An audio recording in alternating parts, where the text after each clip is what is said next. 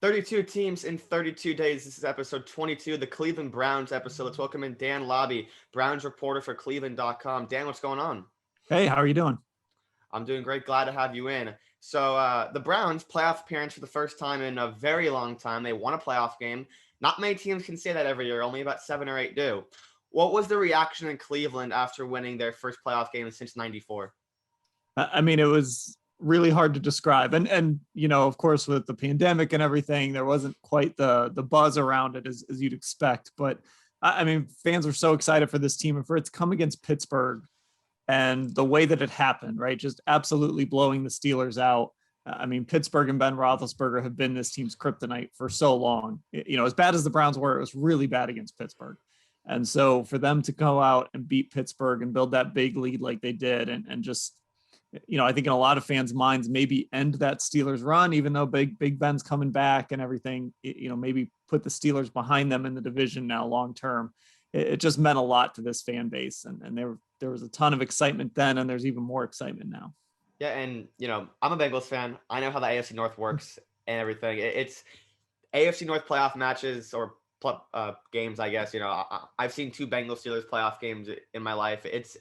There's nothing else like it, and to beat a team that badly by 30, to make Big Ben cry on the bench after the game, it's nothing like it. But Baker Mayfield gets, and even after last season where he won 10, 11 games, he gets a lot of unwarranted hate. Let's talk about this. You're sitting in a room with a Baker Mayfield hater. Not me, but like just in general. What do you tell him, and how do you convince him that Baker is a winning quarterback and the right man for this team? Well, I'd start by just looking at the Browns' history of quarterbacks. They've just never had a guy that's had, at least going back to when they returned in '99, they haven't had a guy that's had this type of success that Baker Mayfield has had, a quarterback that they've been able to win games with and obviously win a playoff game with. I think I would point to the last 6 games of the regular season. And then also, I thought he played really well in both playoff games, even in the loss to Kansas City. I thought he played well in both those games. So I'd point to the last 6 games of the regular season, and especially that Monday night Ravens game when he kept answering back and kept the Browns in that game. He played at a high level. And when you extrapolate those numbers out to 16 games, they're pretty good. I mean, you start to talk about a top 7-ish, maybe top 5 level quarterback statistically.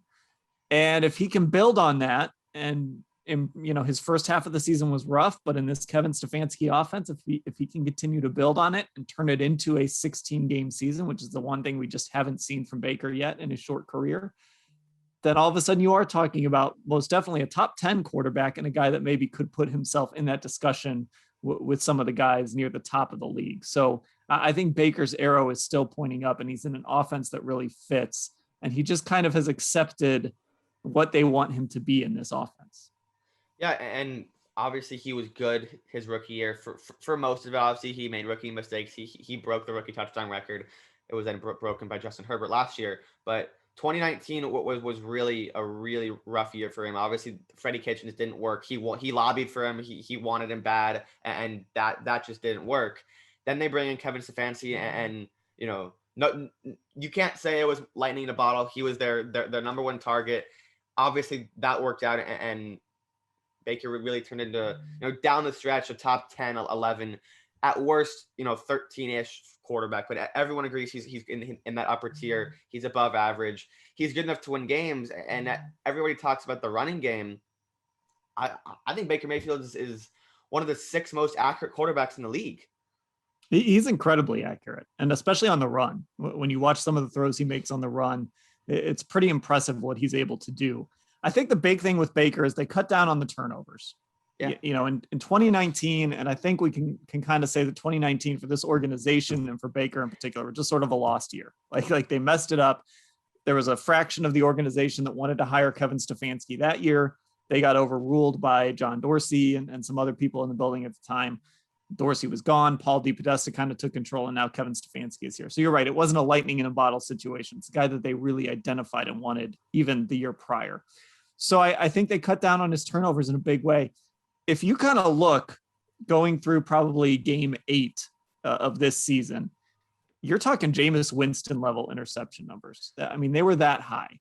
And then they just kind of kept pounding and pounding and pounding like Baker, throw the ball away. Don't force throws. Don't do things you don't have to do, and take that gunslinger mentality away just a little. He's not super conservative. It's not like this is dink and dunk, but take a little bit of that gunslinger out of him so he's not turning the ball over as much. And once you did that, it was just a whole different Baker Mayfield. And I think that's the big thing. I think he only threw, I don't have it in front of me, I believe he only threw one interception over the last month of the season.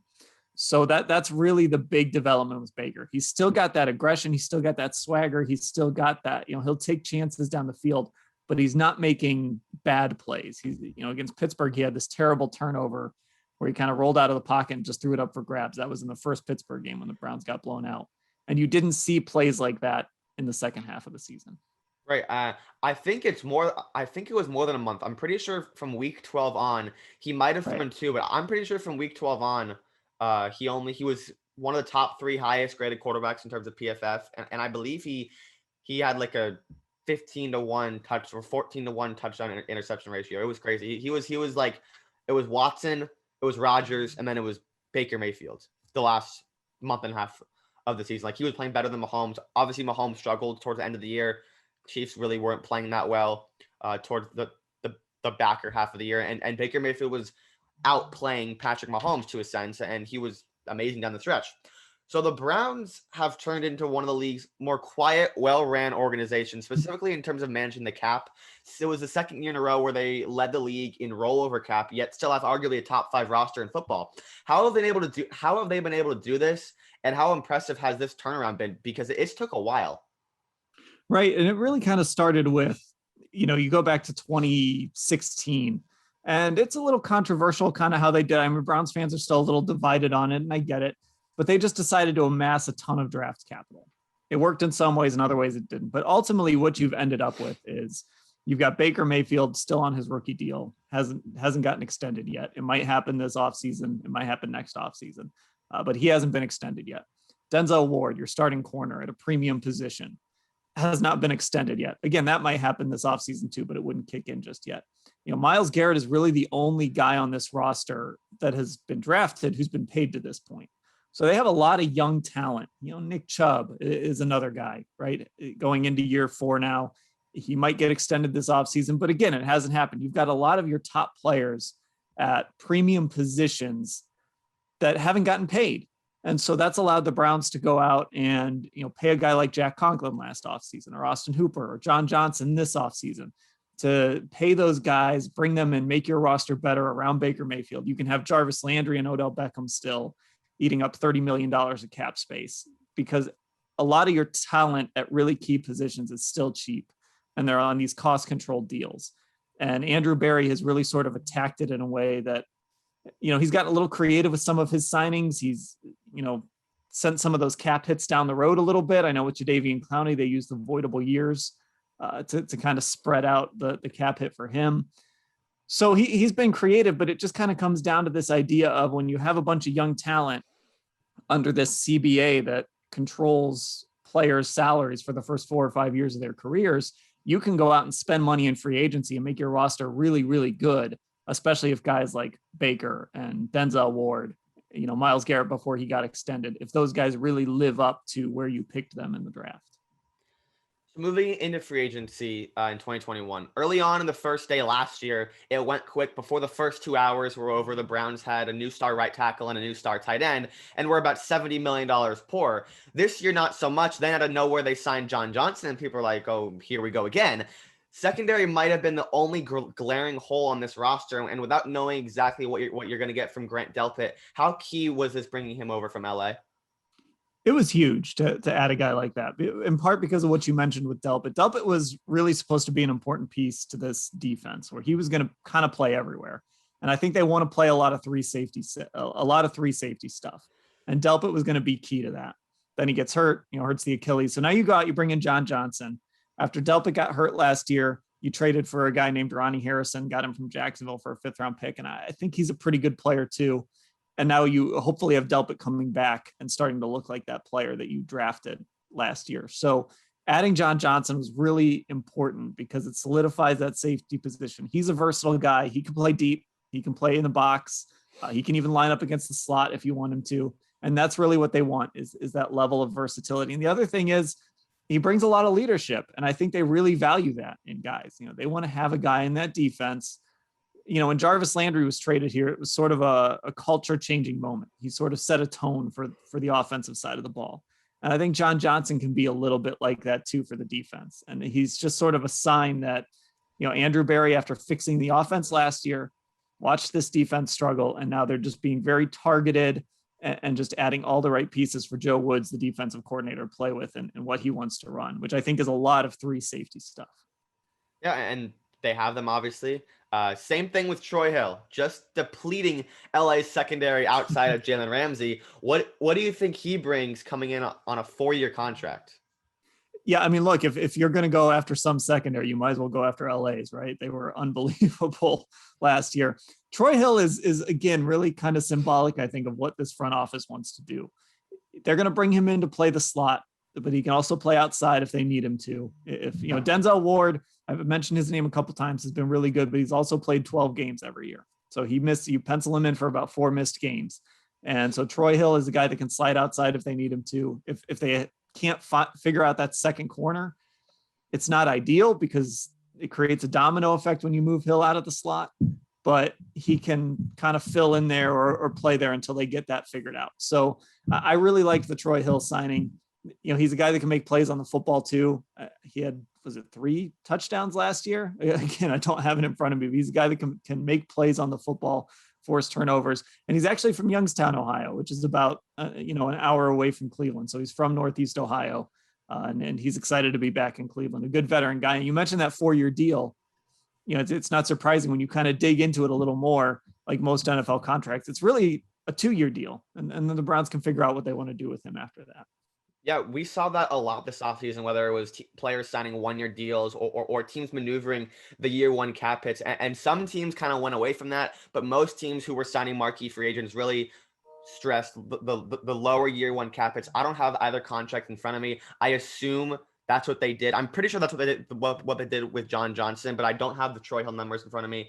But a lot of teams, whether it was signing 1-year deals or whether it was maneuvering the year 1 cap hit to make it lower because the cap's going to go up next year, so they're committing more money in the later life of the contract. It was standard. Like no one, like we all know the cap's going to shoot up. No one really knew how to react to a salary cap of $180 million. It hasn't been like that in a while, and it just goes down from like 202 to 180. It's going to go way up next year, but it was definitely interesting to see how these teams were maneuvering and structuring these contracts, I should say. Right. And I think one of the things you saw is the teams that had cap space noticed that inefficiency. So the Browns, didn't have a ton of cap space, at least compared to what they've usually had, but they took advantage of it. And, they pillaged LA, who is a little bit capped out, right? They're sort of, I don't want to say they're at the end of their contention window, but they're farther along in their contention window than the Browns are. The Browns is really just kind of opening. So they were able to go and pillage LA. New England is one of the stories of this offseason, right? And they had a ton of cap space out of nowhere. And you saw them sort of attack and do something that they don't normally do, and that's spend a bunch of money in free agency to sort of make up for some of the draft misses they've had over the last few years. So I think the Browns were in that boat. And again, when you're a young team with a quarterback on a rookie deal, you've got to attack it, especially if you believe that guy is good enough to lead you to the Super Bowl. You have to attack it and spend the money, because down the road, all that money is going to be tied up in the likes of Baker Mayfield and Myles Garrett, Denzel Ward, and all these young start, your left tackle that you drafted last year, Jedrick Wills, you're going to have to pay him eventually. And so you have to change sort of how you structure your team and build your team. It's going to be a little more top heavy, but right now, if you've got the money, go spend it, because your window is opening. Right. And the window is probably not like, this is the biggest it's going to be open maybe ever. And like in terms of this collection of players, not sure the window will ever be more open than it is last year, this year, and probably 2022 at the latest. But Baker Mayfield. So, well, also I'll mention this real quickly.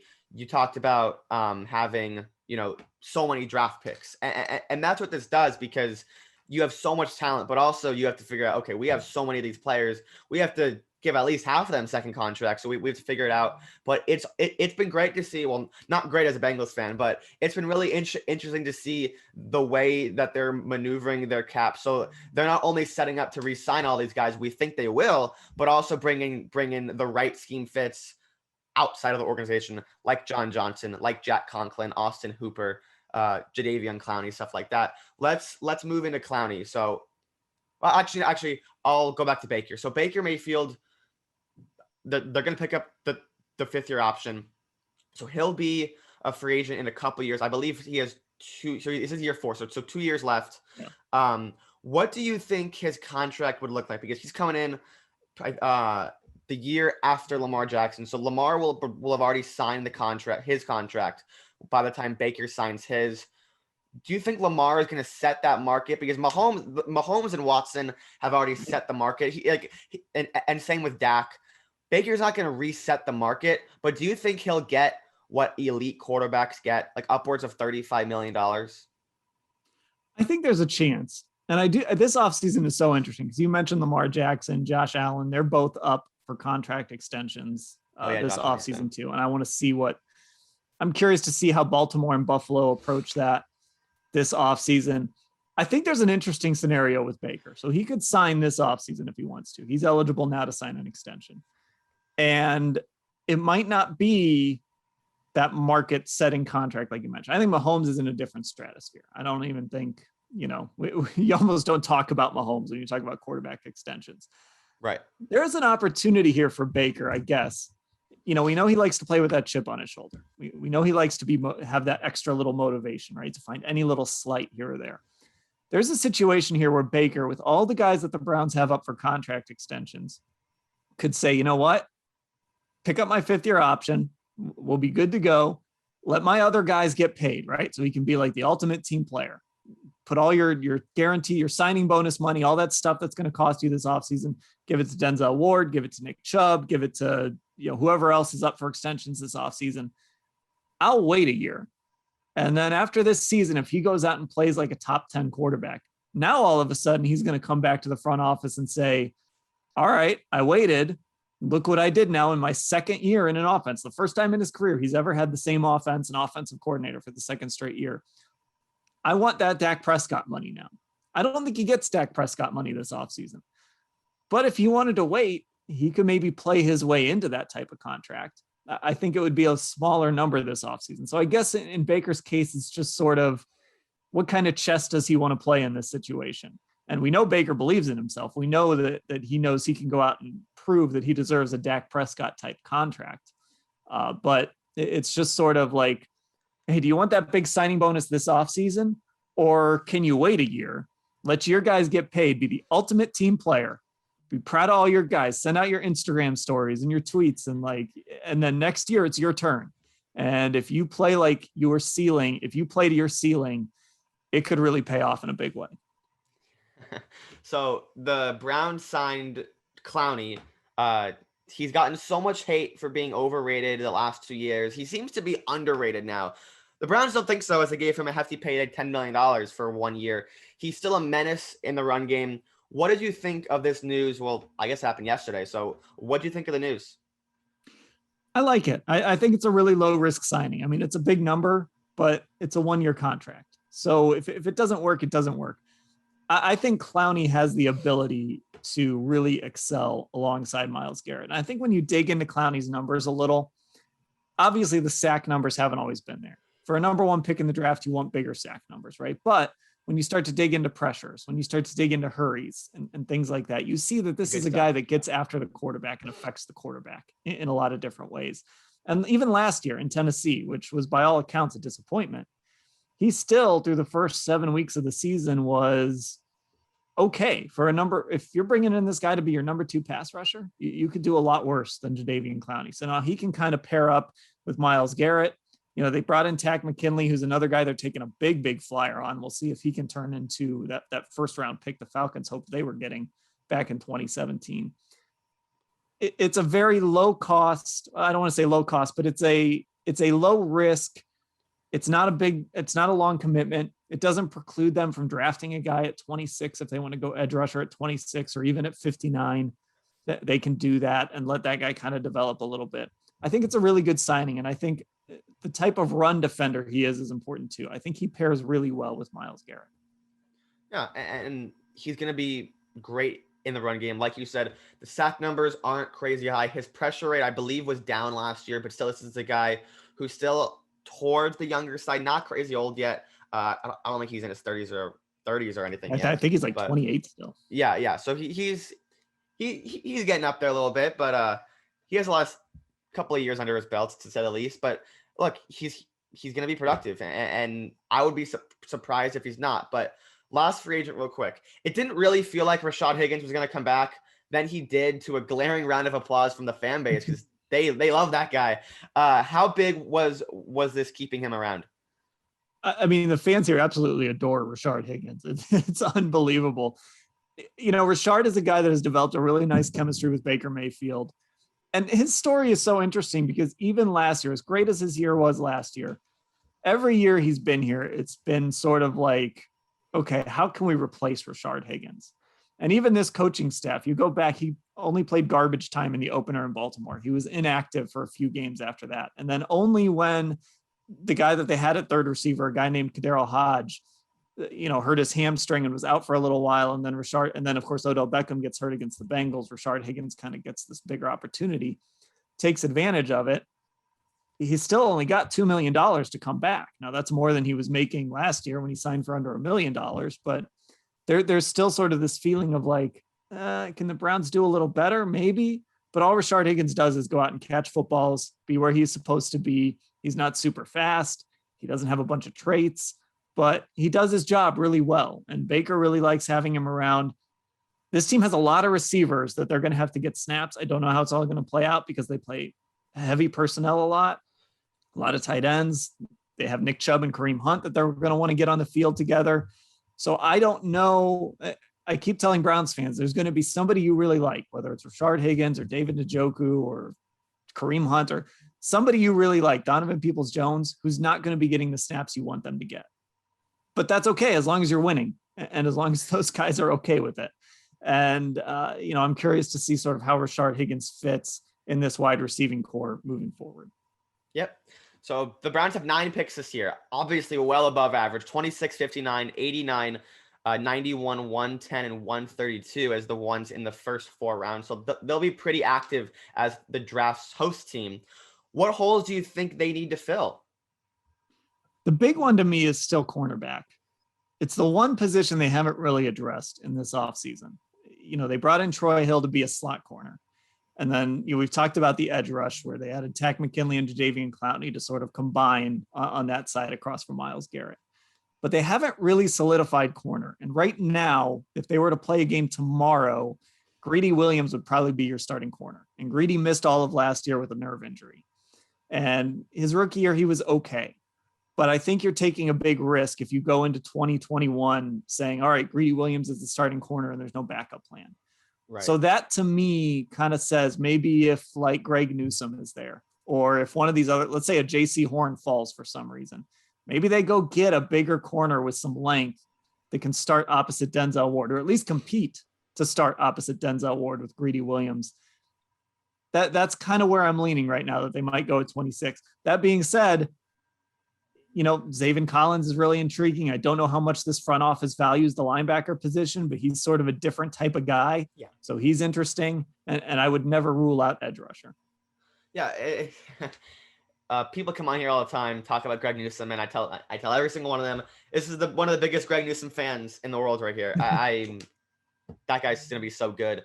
But Greedy Williams is interesting because they took him in the second round a couple years ago. Hasn't really panned out, has been injured. Only in his 3rd year now. So we'll see if he works. So corner is interesting because there's the 3 top guys, but then there's it gets deeper, like going down. I think Greg Newsome is the 3rd best, maybe at worst the 4th best. So if he's there at 26, I refuse to mock him to the Browns. I can't do that. I would hate it so much. Like, they already have enough talent. Stop giving them more. But give me 2 guys who you would run to the podium for if they're still available. If they're at 26? Yeah. I mentioned a guy, and I don't think it's realistic, but if J.C. Horn somehow fell to 26, I would run to the podium and turn in the card for him. Newsome is probably that other guy that I think is just a no-brainer. I mean, look, somebody's got to shut down T. Higgins and all those guys you've got in Cincinnati, right? Jamar Chase, he's coming too. Yeah. I would probably any one of those top corners, if they're there, I would run up and turn that card in pretty quick. So as we get deeper into the draft, the middle rounds where teams really normally fill out their roster, Browns have a ton of picks, 56, 89, 91. What kind of stuff do you think they'll look for? Because you mentioned edge rusher. That's kind of the sweet spot in the draft for edge rusher. It's not great at the top, but going down the line, there's a lot of guys who are going to be starters, at least rotational guys year one, but will develop into starters. I mean, there's 13, 14 of them who are going to get drafted in the first 3 or 4 rounds, and teams are going to have starter grades on them. Do you think that's when they'll address edge? Maybe 56, 89, 91 with those back-to-back picks? Yeah, I mean, I've got to say the guy that kind of keeps popping out to me for some reason is Peyton Turner from Houston. I think he's like 6'6". Yep. I forget what he weighed in at, but really good. I think 265. Yeah, that sounds about right. Really good testing numbers on his pro day. A guy that might be there end of the second round, beginning of the third round. He keeps jumping out to me as a guy. If you went corner at number 1 and he's sitting there in the 50s and you can get him, he just seems like he fits the profile of somebody this team would want. And maybe a guy that isn't ready to play right away, but he can come in and he compete. He can wait behind Jadeveon Clowney and Takk McKinley, get his opportunity down the road. And the big thing about that is, like I said, you've paid Myles Garrett, so you're not going to pay a bunch of money for the other edge side. So if you can have a rookie, a guy in the second round, that's going to help you with your resource allocation there as far as how much money you're spending on that defensive line. That name keeps jumping out to me as someone that, I always do these mock draft sims. And if he's there, if he ends up getting to the Browns in that second round, I always grab him. So he's really the guy that I kind of keep an eye on. And then, again, any corner, even if they went corner at 26, it wouldn't shock me if they went corner later in the draft. They're one of these teams that believes you can never have enough corners. So, there's the kid from UCF. Is it Tay Gowan is his name, I think. Yeah. He's somebody that I kind of keep an eye on a little bit. And then as they get later in the draft, it kind of becomes more about traits, I think. So that's why they took Donovan Peoples-Jones in the 6th round. They're going to try and bank on guys with traits and size and can we get this guy in our building and develop him into something? And I think, in the case of Donovan Peoples-Jones, I don't need to tell you this as a Bengals fan who watched that game. I think even if he does nothing else throughout his career, what he gave you last year, to get that out of a 6th round pick is already a win. And Peyton Turner's really turned into one of my guys over the last couple of weeks in this whole draft process. You took my guy last year, Jordan Elliott. You see the flag. You took my guy, but Peyton Turner, 99 percentile athlete, 99 percentile size. The guy's just a freak. And he played in the American Athletic Conference, same conference as Louisville. So they played Louisville, and he demolished Mekhi Becton. It was in 2019. That was amazing. He was a year younger, and a year younger because Becton was a senior, and he torched Mekhi Becton for 60 minutes. It was ridiculous. So he's great. So let's go back to 26 a little bit. You mentioned Newsome. If you're the guy, so Horn is gone. Newsome's there. Collins is there. Awusa Komaro, I just call him Jock. Jock is there. Jalen Phillips is there too. And then Surtain is gone. So, okay, so those are the guys who were there. You're the GM. Who are you taking? You said Newsome was still there, right? Yeah. I put him number 1. And since I've kind of already talked about him, I'm really intrigued by Zaven Collins. I'm really intrigued by what he can do. And I think, again, I don't think this front office values the linebacker position a whole lot. I think they feel like it's a little interchangeable. They want to play these 3 safety looks, the whole nickel is base thing. So I don't know how much they truly value that position, but Zaven Collins is a guy that is great in coverage, which is something that the Browns value, I think, in linebacker. But also when I look at his size, he didn't rush the passer a ton in college. But when he did, I know PFF gave him really good pass rush grades, whatever anybody thinks of PFF. He got really good pass rush grades from them in limited pass rush snaps. And when I look at his size, it feels like this is a guy that at the NFL level could develop into someone who could every now and again put his hand in the dirt and rush the passer. He's a very big, I think he's about like 260. So that's defensive end size right there. Not full-time defensive end. Obviously, that's not what he would project to in the NFL, but he's a very versatile linebacker. And I just think even though linebacker would be surprising at 26, I think he's the type of guy that maybe would make them go out of character a little bit to draft a guy that high. Yep. Awesome stuff from Dan. Dan, thanks so much for coming on, man. Yeah. Thanks for having me. Make sure to follow Dan on Twitter at Dan_Labbe. Thank you everybody for watching. Thank you everybody for listening to this episode of 32 Teams in 32 Days, and I'll catch you in the next one.